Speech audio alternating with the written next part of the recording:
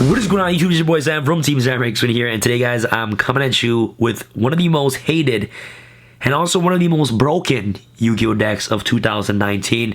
Today guys I'm coming at you with the Mystic Mine, or aka Spell Mining Cave, or Mashudo, I believe that's the name of this card in the OCG. Mystic Mine burn deck profile for you guys today, so hopefully you guys enjoyed this video. Not only does this deck troll a lot, you know, by just killing your opponent with just trap cards to burn your opponent's life for a game, but it actually wins. This deck trolls and wins at the same time, and that's what makes this deck very, very scary. So if you guys are not prepared for this deck, for regionals, YCS, and even at the NAWCQ, I'm telling you guys right now, you guys are definitely playing yourself. And the reason why I'm making this video is I want to give you guys an idea on what's inside the Mystic Mine deck, what to expect, and also at the same time, for those of you who are looking to build this deck, I want to give you guys a solid idea on what you guys can play in this deck, right? But most importantly, I'll explain to you guys how powerful Mystic Mine is once I progress to the deck profile. So hopefully you guys enjoyed this video. I know a lot of you guys are not going to enjoy this video because this deck is a burn deck. Not a lot of you guys love burn decks in today's metagame, but you guys gotta face reality, bro. This deck is gonna become meta, and it's obviously gonna be an imminent threat in today's metagame. So Mystic Mine, you guys gotta definitely watch out for. I'll give you guys some counters that you guys can actually use to side against this deck once I progress to the side deck of this video. So make sure you guys stay tuned for that. If you guys want to see more deck profiles like these, make sure you guys smash that thumbs up button. That'll be absolutely amazing. Without further ado, let's get started with the deck profile. Today we're going to do things a little bit differently. We're going to start off with our spells. With the spells, we're going to play, of course, triple Mystic Mine. This card is a Threatening Roar, a Call by the Grave permanently, and a Walking Skill Drain, all built in one. And the best way to actually utilize this card is when you have no monsters. Okay, that's how you make the full use of this card's effect while controlling no monsters. And that's why burn decks and Mystic Mine synergize really well with each other, because in burn you're not going to have any monsters out of the field. You're just going to activate Mystic Mine while your opponent has monsters, and that's going to lock them from being able to attack and also using monster effects in general.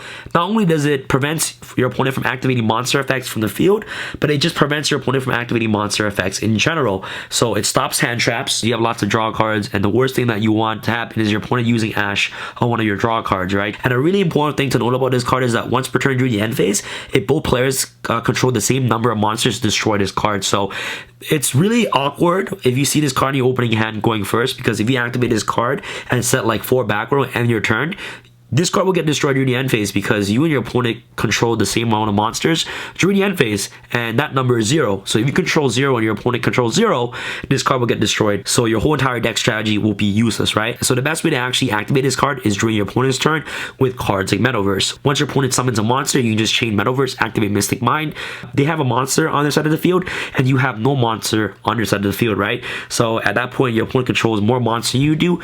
You pretty much just win the game from there on then, because your entire strategy is fulfilled because your opponent has a monster on the side of the field. So that's the entire game plan behind this deck. Make sure your opponent has monsters on the side of the field and you have no monsters. And at this point, you want to try to just stall as much as you can with Mystic Mine, and also draw into your burn cards. Just burn your opponent's life points consistently every single turn with the burn trap cards that you have in your deck. And that's why Mystic Mine synergizes really well with all the burn cards that you're playing in the deck. Like I said before, this card is a Threatening Roar that's continuous, bro. Your opponent cannot attack at all, which makes this card really ridiculous, man. That's what makes this deck very scary. Really powerful card. Your win condition in your entire deck. Next off, let's take it back 2005. You're playing double Wave Motion Cannon. If you guys are not familiar with this card effect, is that you can send this card from the field to the graveyard during your main phase. Inflict direct damage to your opponent's life points equal to the number of your standby phases that have passed after this card was activated times 1,000. So let's say that you activated this card, 1 turn pass, gains a counter. Well, it doesn't gain counters, but you have to remember yourself. Another of your standby phase pass gains 2 counters. You know what I mean? And then you send it to the graveyard, and then if you send it to the graveyard after 2 standby phase pass, your opponent loses 2,000 life points. If you send it to the graveyard while 8 standby phase passed, you inflict 8,000 damage to your opponent. So this card combos off really well with Mystic Mine. Mystic Mine, like I said before, is a permanent Threatening Roar. So once you activate this card and your opponent has a monster, you can easily just stall your entire game with just Wave Motion Cannon, right? So Wave Motion Cannon just synergizes really well with Mystic Mine, right? And this is usually one of the ways that I just beat my opponent. I will use all my burn cards, bring my opponent's life points to very, very low, and then just resolve Wave Motion Cannon for game, right? So Wave Motion Cannon is just really powerful. Off to our draw cards, you're playing Triple Pot of Extravagance, really important. Triple Card of the Demise. And last but not least, Triple Pod Duality. Yes, guys, Pod Extravagance does conflict with Card of the Demise and Pod Duality, but the whole idea behind draw cards in this deck is you want to try to see your metaverses as quickly as possible. That's what the deck is all about. You want to try to activate Mystic Mine in your opponent's turn as quickly as you can to lock them from using Monster Effect and also locking them from attacking. So draw cards are really necessary to play in the deck. So you have to play Triple Card of the Demise and Triple Pod Duality at least. I understand that Pod Extravagance is very expensive. So on the screen right now, I'll give you guys some budget alternatives that you guys can use. You guys can just use different other trap cards, Threatening Roar, Dimension Wall. You guys can play Blazing Mirror Force, Upstart Goblin, whatever draw cards you guys would like, you guys can play. But if you guys have access to Pot Extravagance, this card is literally a pot of greed for the deck because you're not using your extra deck at all, right? So Pot Extravagance becomes really broken. Yes, again, it does conflict with these cards right here, but you want to try to see your Mystic Mine as quickly as you can, right? So the more draw cards you see, the better. These draw cards are an absolute must to play in this deck. Makes this deck super duper consistent, and what makes this deck very scary is that it consistently can win. Before we get started with the traps, if you guys want to help support the channel, make sure you guys get the beautiful Dark Magician Girl Playmat Today in the link description box below at tx1.com/shop. So if you guys are looking for something very soft and high quality, this playmat is definitely the mat for you. All right, guys, enough talking. No further ado, let's get started to the traps. Lilith. This is like a trap monster, really great, and also triple trap trick. These two cards are essentially the exact same thing, okay? And that's why I like Lilith in this deck. Lilith, if you guys don't know her effect, you can basically tribute herself to just choose 3 normal trap cards in your deck. Your opponent chooses one of them, and then shuffles the rest back into the deck. So she essentially is another pseudo trap trick, which is really nice. So with the addition of Lilith and also trap trick, you're essentially playing 9 of each normal trap cards in your deck, because Lilith is an additional 3 copies of the normal trap, and also trap tricks is another additional 3 copies of a normal trap. And most importantly, these cards actually help search Metaverse, which you're playing 3 copies of. Metaverse is the most important trap card in your entire deck. It's literally like, I feel like sometimes like it's like literally Metaverse or die, bro. Terraforming is not good in this deck. If you were playing Terraforming in this deck, I don't understand why. If you're going second in this deck, I can understand that Terraforming is okay, but going first, which is what the deck's strategy is, to go first, right? If you activate Terraforming, it just makes absolutely no sense to play, because once you activate Terraforming during the end phase, you guys will control 0 monster each, and then Mystic Mine will get destroyed, right? Whereas Metaverse, you activate this card during your opponent's standby phase, you activate Mystic Mine immediately, and then, that's all she wrote. You pretty much just win the game from that point. So Trap Tricks and also Lilith actually helps you get into your Metaverse. You're playing essentially 9 Metaverse in your entire deck with the additional of 3 copies of Mystic Mine. Mystic Mine is obviously way better going second if you activate it, which is really nice. And once you summon that monster, activate Metaverse, activate Mystic Mine, literally game over, bro. And like I said before, you have so many ways to draw into Metaverse. So 3 Metaverse drawing itself, 3 Trap Tricks, 3 Lilith. You have Triple Duality, helps you dig deeper for Metaverse, Card of the Demise, and 3 Pot Extravagance. Draw 2 cards for free to hopefully see your Metaverse. So 3, 6, 9, 12, 15, 18 ways to get into a Metaverse. So you're playing a 40 card deck and there's 18 ways to get into Metaverse. That's scary, bro. Guys, beware of this deck, bro. Alright, off to your burn cards. Everyone's favorites, Dessert. Just Dessert, right here. Inflict 500 life points to your opponent for each monster they control. Minimum 2,000 life points you can deal to your opponent, which is crazy. The entire game plan is to stall until you just basically resolve all your burn cards, and also use Wave Motion Cannon to game your opponent, right? So Mystic Mine is just really broken to combine off with these burn cards right here. So triple Just Dessert, triple Secret Blast, deal 300 damage for each card your opponent controls, and if this card gets destroyed by your opponent's card effect, you inflict 1,000, which is really good. So if they blind Twin Desert this, chain this card, they lose 1,000, and also X amount of cards they control times 300, which is great. So Secret Blast, really broken. Triple Secret Barrel, this card right here, deal 200 life points to your opponent for each card they control, and also the cards in their hand. So Secret Barrel is really good. You're literally playing 9 of each burn card, so you're playing 9 barrels, 9 desserts, and 9 Secret Blasts, with the addition of 3 Liliths and also 3 Trap Trick, right? So Trap Trick gets into these cards really quickly. And I don't know why, bro, playing these burn cards just reminds me so much of Ryan Yu. Ryan Yu, if you're watching this video, man, shout out to you, buddy. He won the World Championship with burn, which is really crazy. Triple Pajama Trio, Card card's really great, especially against Sky Strikers. Sky Strikers actually have a really good matchup against this deck because they're actually able to use their small cards to actually remove any problematic threats on the side of the field. So basically, they have an easier way of just using Afterburner, killing their own monster to pop the Mystic Mine, and that's really problematic. But Ojama Trio helps take care of that problem because you literally give them 3 monsters, right? Once you give them 3 monsters, they can't activate their Sky Striker spells because they have monsters in their main monster zone. So Ojama Trio is really nice, and at the same time just feeds Barrel, Blast, and also just Desert, right? So Ojama Trio helps Desert, Blast, and also Barrel because it helps put more monsters on your opponent's side of the field, right? So you can do more damage with these cards right here. So Ojama Trio is actually really nice, and also if the tokens really get destroyed, you basically deal 300 life points to your opponent for the token, right? Which is really good. So Ojama Trio, the last burn card, 1 Ring of Destruction. Card's great.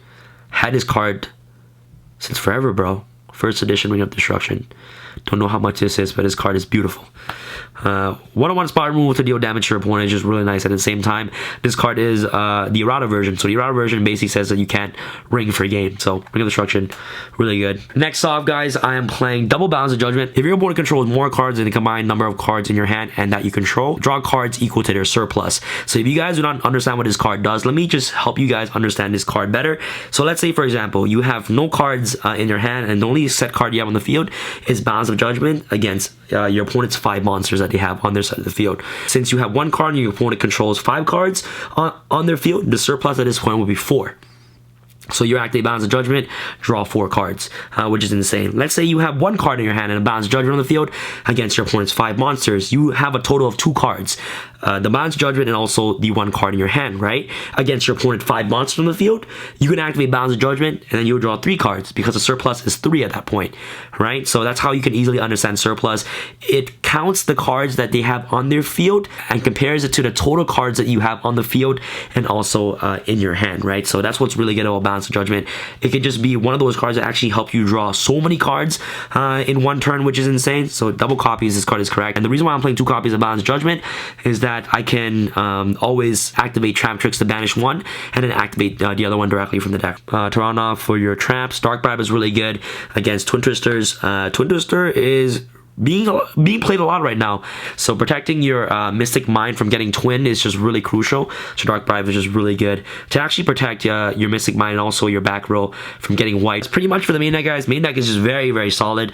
All you gotta do is just activate Mystic Mine and then you just win the duel. That's the entire game plan. Extra deck, it doesn't really matter what you play. You're playing the extra deck mostly for extravagance, right? So you must at least have an extra deck, but I believe Cyber Dragons are really important in the extra deck. Not really important, but it's a thing that you guys must have, because if you play against Cyber Dragons, like, you essentially just win for free because you have 6 outs to their main deck, right? So Decode, Electrum, Cerberus, B-Cop, Unicorn, Phoenix, and also Ultimate Falcon to run off your extra deck. Extra deck is just really random. Side deck, you don't play, of course, Demise of the Land. I am missing a lot of cards in the side deck, but I'll give you guys some tips and pointers on what you guys inside. So Demise of the Land, really good card. This card essentially is a Metaverse, but for spell form.